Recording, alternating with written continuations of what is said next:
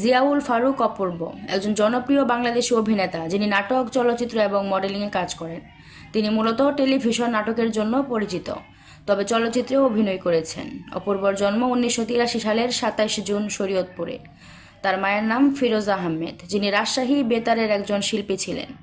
অপূর্বর নানা ছিলেন রাজশাহী বেতারের একজন উপস্থাপক। অপূর্ব কর্মজীবন শুরু করেন মডেলিং দিয়ে। এরপর তিনি টেলিভিশন নাটকে অভিনয় শুরু করেন এবং দ্রুত জনপ্রিয়তা অর্জন করেন। তিনি বেশ কিছু জনপ্রিয় নাটক ও টেলিফিল্মে অভিনয় করেছেন, যার মধ্যে কয়েকটি হলো একদিন ছুটি হবে, মন ফোরিং, ব্যাক টু পেভিলিয়ন ইত্যাদি।